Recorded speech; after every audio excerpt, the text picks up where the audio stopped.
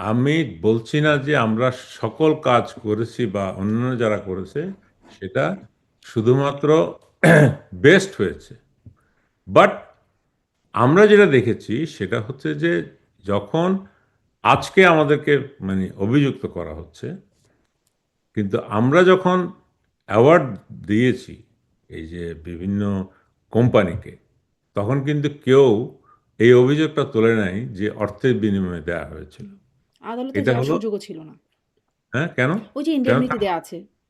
আহা ইন্ডিয়া, আপনি তাই তাই বলে কি পত্রিকার বন্ধ ছিল? না, পত্রিকায় তো টুকটাক এসেছে। পত্রিকায় তো তারপরেও কে? টুকটাক এসেছে। একদম আসেনি তা না। পত্রিকায় তো টুকটাক এসেছে যে ক্যাপাসিটি চার্জ বসে, বসে মানে সেই সময়ও এগুলো এসেছে। একদম যে হ্যাঁ, কিছুই আসেনি তা ক্যাপাসিটি তো না। চার্জ তো আপনারা একটা ভুল ব্যাখ্যা দিয়ে সমস্ত জাতিকে এতদিন ধরে কেন যাচ্ছেন আমি সেটা বুঝলাম। আপনি আমাকে একটা উদাহরণ দেন মানে সমস্ত। বা টেন্ডার ছাড়া যে পাওয়ার প্ল্যান্ট গুলো হচ্ছে মানে আমি একটা আপনার বলছি ক্যাপাসিটি মাত্র। ছাড়া, এই পেমেন্ট ছাড়া কোনো পাওয়ার প্ল্যান্ট হয়? না হবে একটা না। উদাহরণ দেন। না, না হবে না। হুম। তো না কিন্তু মানে বসিয়ে, বসিয়ে দেয়ার যে বিষয়টা। কিন্তু মানে আমার প্রশ্নটা ওই যে টেন্ডার ছাড়া হচ্ছে আপনিই বলছেন নেপোটিজমের জায়গা থাকে, দুর্নীতির জায়গা থাকে। আমরা কি তা জেনে শুনে শিয়ালের হাতে মুরগি বর্গা দেওয়ার মতো অবস্থা যে যেই প্রশাসনের এত করাপ্টেড প্রশাসন বলে সবসময় আমরা জানি, শুনি, তাদের কাছে এই দায়িত্বটা দিয়ে দেওয়া এবং তারপরে আমরা আস্থাশীল থাকবো এবং সেখানে মানে ইনডেমনিটিও দিয়ে দেব। এটা কি একটা সুবিবেচনা প্রসূত জায়গা? এটা কি আপনার এই যে ইয়েতে যখন আহ, বিদ্যুতে যে অ্যাওয়ার্ডটা দেওয়া হয়েছে সেটা তো একটা কমিটির মাধ্যমে হয়েছে। এটা তো কখনো এককভাবে শুধু ব্যুরোক্রেসির উপর ডিপেন্ড করা হয়নি।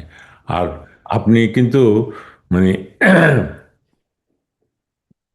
মানে এটা দুর্ভাগ্য আর কি আমাদের ক্যাপিটাল ইন্টেন্সিভ একটা সেক্টর যেখানে আহ, মানে এত ভালো ভালো কোম্পানি প্রাইভেট সেক্টর তৈরি করা হয়েছে। এই সামিট বলেন, ইউনাইটেড বলেন, এরা ওয়ার্ল্ড ক্লাস কোম্পানি যারা আপনি খোঁজ নিয়ে নিলেই জানতে পারবেন। ওদেরকে world bank, IFC, ADB loan দিচ্ছে। হুম। হ্যাঁ, তো এরকম কোম্পানি বাংলাদেশে সৃষ্টি হয়েছে এই যে এই পাওয়ার সেক্টরের এই ইয়ের মাধ্যমে। সেটাকে আমরা চ্যারিশ না করে আমরা সবাইকে বলছি যে খালি দুর্নীতিতে নিমজ্জিত। এটা মনে হয় ফেয়ার না আর কি। মানে ওই স্বচ্ছতা না থাকলে তো প্রশ্ন করবার জায়গা থেকেই যায়, তাই মানে না? স্বচ্ছতার মানে একটা শুধুমাত্র ইয়ে ছিল যে সেটা হলো যে টেন্ডারিং প্রসেস যেটা আছে, এখানে কিন্তু টেন্ডার হয়েছে অনেকগুলিতে।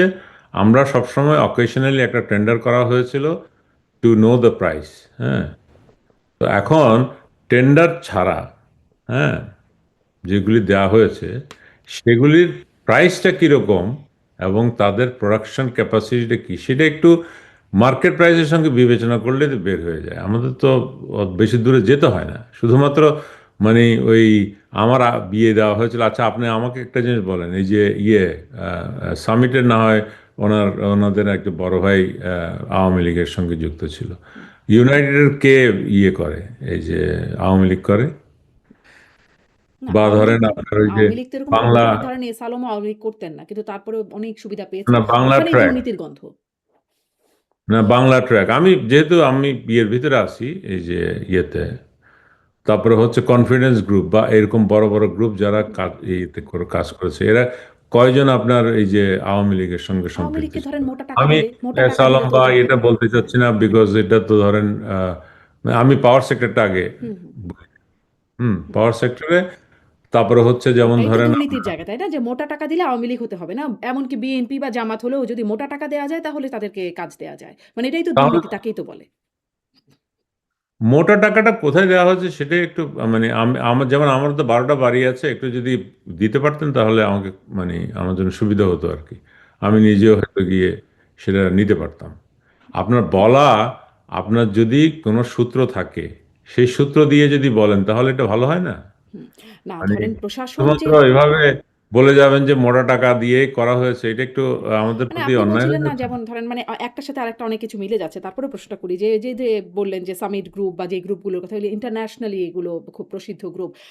ওয়ার্ল্ড ব্যাংক লোন দেন। কিন্তু ওয়ার্ল্ড ব্যাংক আবার আমাদের পদ্মা সেতুতে লোন দিতে গিয়ে লোন দিল না। আমার দুর্নীতির কথা বলল। তাই না? তো আমাদের তো এই বিষয়গুলোর জায়গায় তো ঝাপসা আছেই। পরে আবার দুর্নীতি মানে অনেক কিছু হলো আসলে সেটা ঘিরে। মানে এটার থেকে তো একটা স্ট্যান্ডার্ড বলা যায় না যে ওয়ার্ল্ড ব্যাংক হ্যাঁ, রিকগনিশন দিচ্ছে মানে। আপনি নিজেও সেখানে কাজ করেছেন। ফলে এটাও একটু আর আপনার ওয়ার্ল্ড কাছে ব্যাংক রিকগনিশন যেটা দেয় সেটাকে আপনি কিন্তু ফেলে দিতে পারেন না, কারণ হচ্ছে যে ওয়ার্ল্ড ব্যাংকের আপনার লোন না দেওয়া আর হচ্ছে আর ওয়ার্ল্ড ব্যাংকের vetting process is completely different.